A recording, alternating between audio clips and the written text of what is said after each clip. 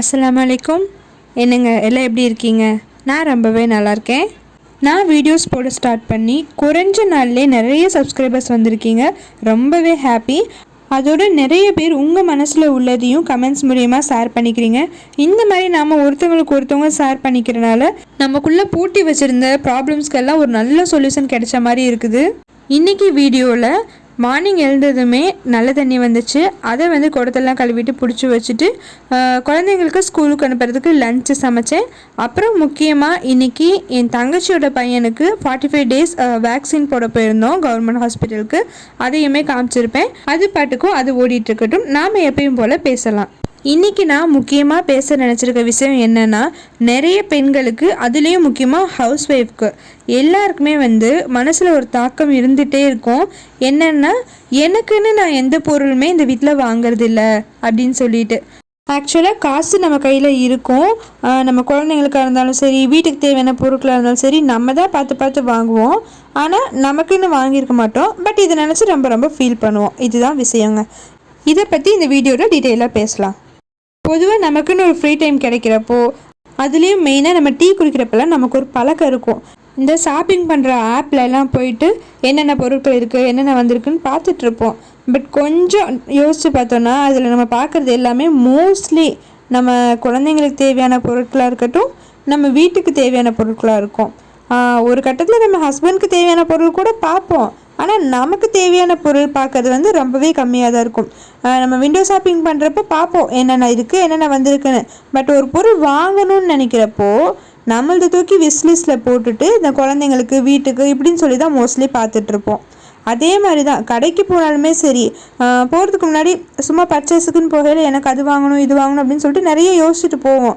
But அங்கே போயிட்டு நம்ம ஓடி ஓடி வாங்குறதெல்லாம் பிள்ளைங்களுக்காகவும் வீட்டு பொருட்கள் இந்த மாதிரி தான் வாங்குமே தவிர நமக்குன்னு எதுவும் வாங்கியிருக்க மாட்டோம். வீட்டுக்கு உட்காந்து புலம்புவோம், இவ்வளோ காசு எடுத்துகிட்டு போனேன், பிள்ளைங்களுக்கே தான் வாங்கினேன், எனக்கு ஒன்றுமே வாங்கலை அப்படின்னு சொல்லிட்டு. இப்போது நம்ம கையில் காசு இல்லை வாங்குகிற சுச்சுவேஷனில் இல்லை அப்படிங்கிறப்போ எனக்கு எந்த பொருள் வாங்கலை அப்படின்னா பெருசாக ஃபீல் பண்ணிக்க தேவையில்லை. ஓகே, நம்மள்ட்ட இப்போ இல்லை, நம்ம வாங்கலை அப்படின்னு ஆகிடும். ஆனால் நம்ம கையில் காசு இருக்கும், நம்ம ஹஸ்பண்ட் கிட்டே சொல்லிடுவோம் இதை எனக்கு வாங்க போகிறேன்னா அவங்களும் வாங்கிக்கோன்னு சொல்லியிருப்பாங்க. அப்படியுமே நம்ம என்ன பண்ணுவோம்னா, அங்கே போயிட்டு நம்ம வாங்க போனதை தவிர்த்து மற்றது எல்லாத்தையும் பார்த்துட்டு அதில் நம்ம பிள்ளைங்களுக்கு என் பையனுக்கு இது நல்லாயிருக்கும், என் பொண்ணுக்கு அது நல்லாயிருக்குன்னு சொல்லி அதை தான் வாங்கிட்டு வரோம். இல்லையா, ஒரு பாத்திரத்தை பார்த்துட்டு அதை வாங்குவோம். இல்லை வீடு கூட்டுற விளக்கமாறு, இல்லை பாத்ரூம் கழுவுற ப்ரெஷ்ஷாக இருக்கட்டும், இந்த மாதிரி நமக்கு ஆக்சுவலாக நமக்கு தேவையானது தான் வாங்குவோம். இப்போ நமக்குன்னு நம்ம சில பொருட்கள் பார்த்து வச்சுருப்போம்ல, அப்போ நம்ம ஒரு சாரியாக இருக்கட்டும், நம்ம ரொம்ப நாளாக பார்த்து வச்சுருப்போம் வாங்கலான்னு சொல்லிட்டு அதை விஷ்லிஸ்ட்லேயும் போட்டு வச்சுருப்போம். ஒரு காசு ஃபஸ்ட்டு இதை தான் வாங்கணும் அப்படின்னு நினச்சிட்ருப்போம். பட் அதே மாதிரி ஒரு டைமில் நம்ம கையில் காசு வருமா, ஒரு 500 வச்சுக்கோங்க, அந்த சாரியும் 500 தான். நம்ம யோசிச்சுட்டே இருந்திருப்போம், ரொம்ப நாள் வாங்கலாமான்னு சொல்லிட்டு விஷ்லிஸ்ட்டில் வச்சுருப்போம். அந்த 500 வாங்கலான்னு முடிவு பண்ணிடுவோம். அப்போ ஒரு வாட்டி ஆப்புக்குள்ளே போவோம்ல, அப்போ பார்த்தோன்னா நம்ம பேபி ப்ராடக்ட் இருக்கட்டும், அது இதுவுமே ஒரு எக்ஸாம்பிளுக்கு சொல்கிறேன். ஒரு டயப்பரே இருக்கட்டும், ஆஃபரில் வந்திருக்கு, ஒரு 800 rupees-உடையது 500 தான் இருக்குது அப்படின்னா ஃபஸ்ட்டு நம்ம அதை தான் ஆர்டர் போடுவோம்.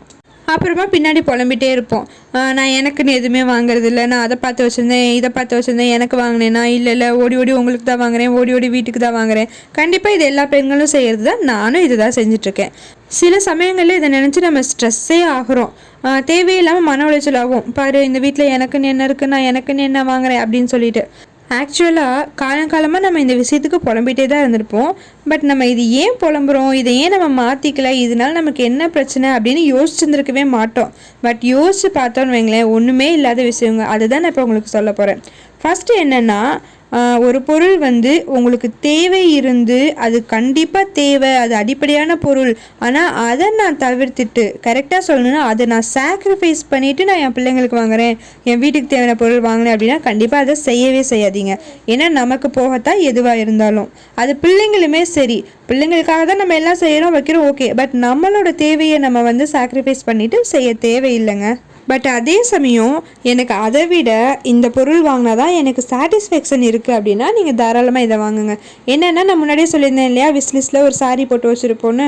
இப்போது நம்ம ஏன் அந்த சாரியை விஷ்லிஸ்ட்லேயே வச்சுருக்கோம், வாங்காமல் இருக்கோம்னா, ஏன்னா நம்ம ஆல்ரெடி மனசுக்குள்ளே 100 வாட்டி யோசிச்சுருப்போம், இந்த சாரீ எனக்கு பிடிச்சிருக்கு, எனக்கு ஆனால் தேவையா, ஏன்னா நான் நிறைய சாரீஸ் வச்சுருக்கேன், இது வாங்கினா ஒரு ஃபங்க்ஷனுக்கு தான் கட்ட போகிறோம், அதுக்கப்புறம் கட்டுவோமா, இருக்கிற 30 சாரியோட இது ஒரு சாரியாக உட்காந்து தான் இருக்க போகுது பீரோவில் அப்படின்னு நம்ம ஏற்கனவே யோசிச்சுட்டு இருந்திருப்போம். அப்போ வந்து நமக்கு என்னென்னா நமக்குள்ளேயே ஒரு கேள்வி இருந்துகிட்ருக்கோம். சாரின்னு இல்லை, எதாக இருந்தாலும் சொல்கிறேன், இது நமக்கு பிடிச்சிருக்கே தவிர நமக்கு தேவையா அப்படின்னு சொல்லி யோசிச்சுட்டே இருக்கனால தான் அதை நம்ம பெண்டிங்கில் வச்சுருக்கோம். ஆனால் இதே வந்து குழந்தைங்களுக்கு தேவையான பொருளாக இருக்கட்டும், இல்லை நம்ம வீட்டுக்கு தேவையானது இதெல்லாம் வாங்குகிறப்போ நமக்கு வந்து அது கண்டிப்பாக நெசசிட்டி அப்படிங்கிறப்ப தான் நம்ம வாங்குவோம். அதுவுமே வந்து நமக்கு ஆஃபரில் இருக்குது அப்படிங்கிறப்போ அது வாங்குறதுல எந்த தப்பும் இல்லை. இப்போ இன்னொரு விஷயம் யோசிச்சு பாருங்களேன். இப்போ வந்து நான் எனக்குன்னு வாங்கலை அப்படின்னு நம்ம வாயில் சொல்கிறோம், பட் அந்த பொருளெல்லாம் யூஸ் பண்ணுறது யார் கொஞ்சம் யோசிச்சு பாருங்கள். பிள்ளைங்களுக்கு என்னமோ போட்டு விடுறோம் தான், அந்த டைப்பரை நாம் தான் போட்டு விடுறோம், அந்த வைப்பை நாம் தான் யூஸ் பண்ணுறோம். அவங்களுக்காக இருந்தாலுமே அதில் நமக்கு தாங்க சாட்டிஸ்ஃபேக்ஷன் கிடைக்குது. அதுலேயும் முக்கியமாக இந்த வீட்டுக்கு தேவையான பொருட்கள்னு வரப்போ 100% நம்ம தேவைக்கு தான் வாங்குகிறோம். கிட்டத்தட்ட அது நம்மளுக்கான பொருள் தான். இப்போ சாதாரண மாப்பிள்ளை என்னால் புழிஞ்சு யூஸ் பண்ண முடியல அப்படின்னா நம்ம வந்து கொஞ்சம் அட்வான்ஸ்டாக இருக்க மாதிரி ஆட்டோமேட்டிக்காக புளியிற மாதிரி ஒரு மாப்பு வாங்குகிறோம் இல்லையா?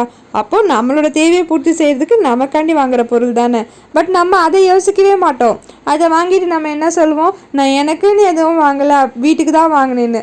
அந்த பொருள் நம்ம தானே யூஸ் பண்ணுறோம். ஸோ அப்படி யோசிச்சு பாருங்கள். இது எதுக்கு நான் சொல்கிறேன்னா, நம்ம வந்து நமக்குன்னு தேவையானதை வாங்கக்கூடாது, வாங்காதீங்க, அதெல்லாத்தையும் சாக்ரிஃபைஸ் பண்ணிவிட்டு இதை வாங்குங்க அப்படி சொல்லலை. நம்ம வாங்கிட்டு ஒரு ஸ்ட்ரெஸ்ஸுக்கு உள்ளாகிறோம் இல்லையா, அது தேவையில்லைன்னு தான் சொல்கிறேன்.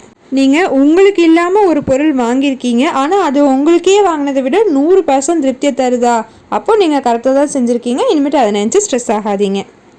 அதுக்குன்ட்டு உங்களுக்கு பர்த்டே அப்போ, ஆனிவர்சரி அப்போ எல்லாம் ஹஸ்பண்ட் வந்து உனக்கு இது தானமா பிடிக்கும், நீ ரொம்ப நாளாக இது தானமா வாங்கணும்னு சொல்லிட்டு இருந்தேன் அப்படின்னு சொல்லிட்டு ஒரு டீ கேட்டிலோ இல்லை ஒட்டடை அடிக்கிற குச்சியோ வாங்கி கொடுத்தாங்கன்னா ஒத்துக்காதீங்க.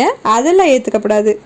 ஓகேங்க, இன்றைக்கி வீடியோவில் நிறைய பேரோட மனசில் தேவையே இல்லாமல் ஒரு விஷயத்தை நினச்சி ஸ்ட்ரெஸ் ஆகிட்டுன்ட்டு அதுக்கு இன்றைக்கி ஒரு நல்ல சொல்யூஷன் கிடச்சிருக்கும் அப்படின்னு நான் நினைக்கிறேன்.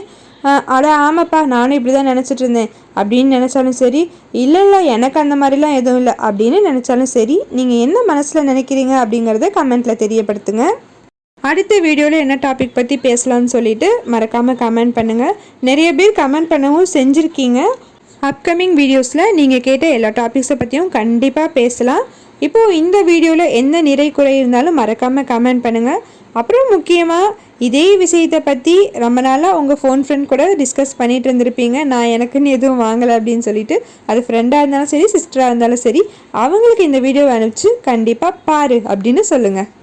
இன்னொரு புதிய வீடியோவுடன் காரிகை மேதினியில் சந்திக்கலாம்.